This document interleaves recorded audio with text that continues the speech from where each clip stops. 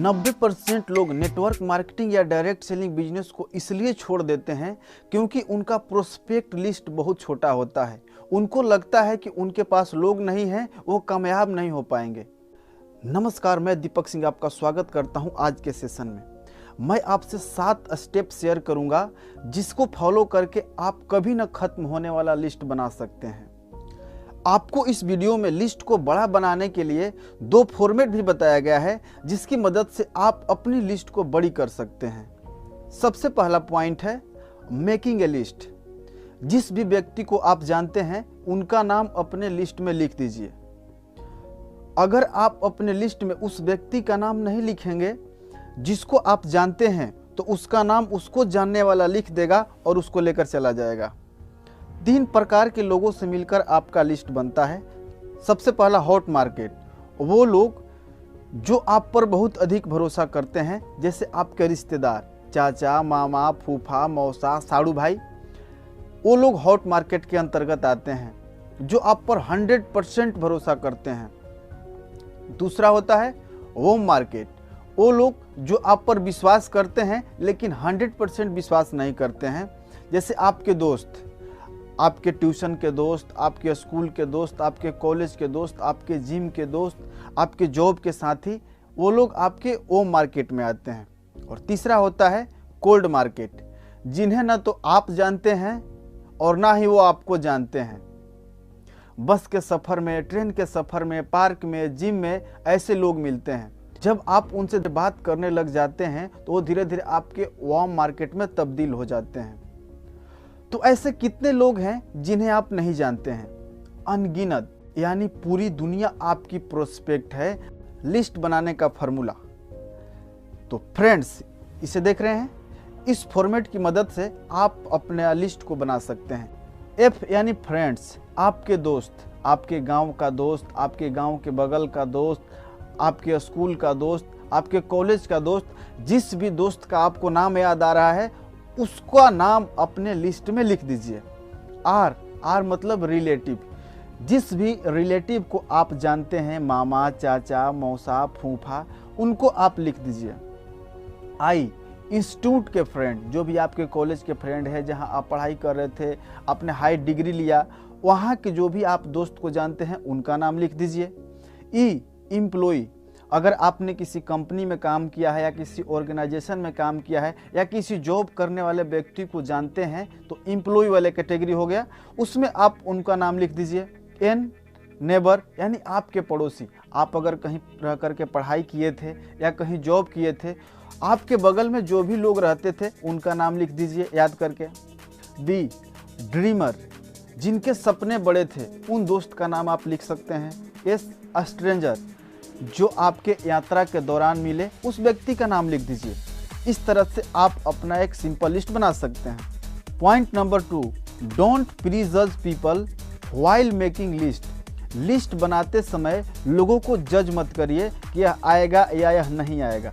अक्सर हम या हमारी डाउनलाइन लिस्ट बनाते समय यह बहाना बनाती है, यह बहुत पैसा वाला है, यह तो सरकारी नौकरी वाला है, यह घर का जिम्मेदार व्यक्ति है, यह नहीं आएगा, यह बहुत पढ़ा लिखा है, यह फलाना है, यह ढिमकाना है, यह गोला है, यह बारूद है, यह तोप है।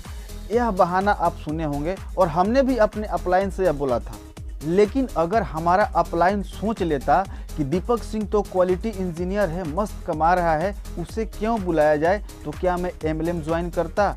नहीं। उसी तरह आप भी किसी व्यक्ति को प्री जज मत करिए। हम प्री जज क्यों करते हैं?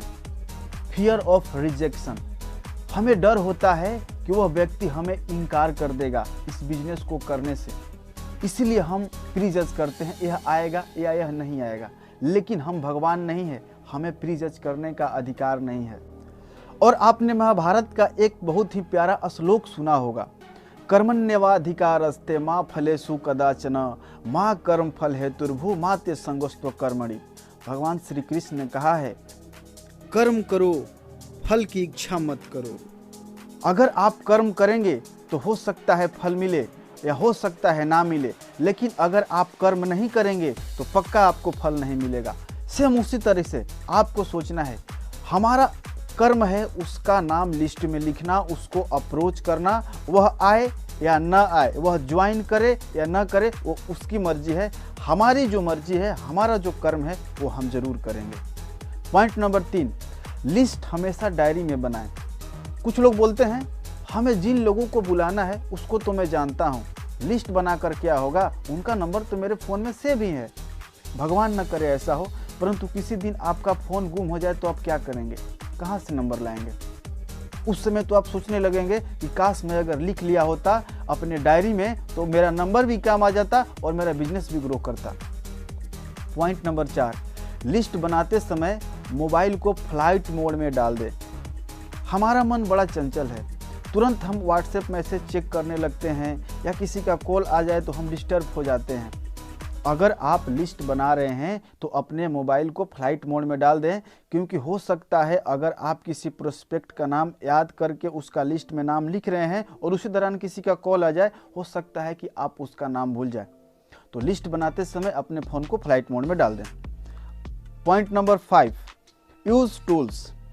अपने कॉन्टैक्ट लिस्ट की मदद से, व्हाट्सएप ग्रुप की मदद से, फेसबुक ग्रुप की मदद से, फेसबुक की मदद से, इंस्टाग्राम की मदद से आप अपने पुराने दोस्त को ढूंढ सकते हैं और उनका नाम अपने लिस्ट में लिख सकते हैं। टूल्स की मदद से प्रतिदिन आपकी लिस्ट बढ़ती रहेगी।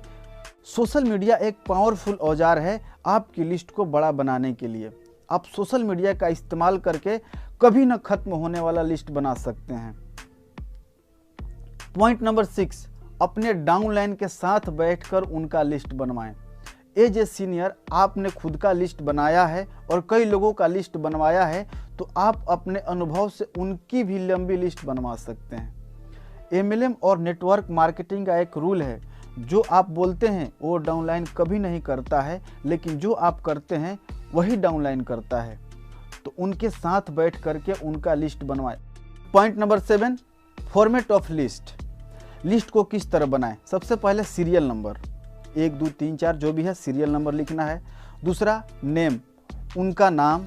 तीसरा मोबाइल नंबर, उस पर्सन का मोबाइल नंबर जिनका आपने नाम लिखा है। उनका एड्रेस, वो कहाँ रहते हैं, उनका गांव कहाँ है, उनका प्रॉपर एड्रेस जहाँ पर वो मिल सकें।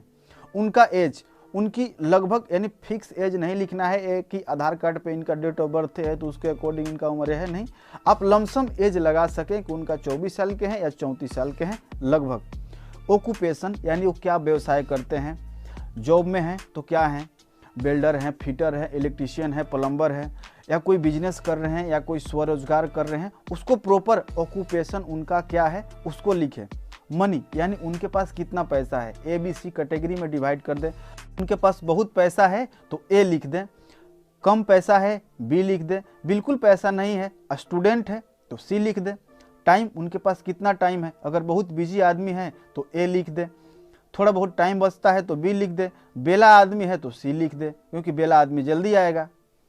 तीसरा मार्केट कौन सा है, हॉट मार्केट है यानी आपके रिश्तेदार में हैं, आप पे 100% भरोसा करते हैं, या वो मार्केट जो आप पे आधा अधूरा भरोसा करते हैं, या कोल्ड मार्केट जो आप बहुत थोड़ा भरोसा करता है, तो आप उनको भी कैटेगराइज कर सकते हैं।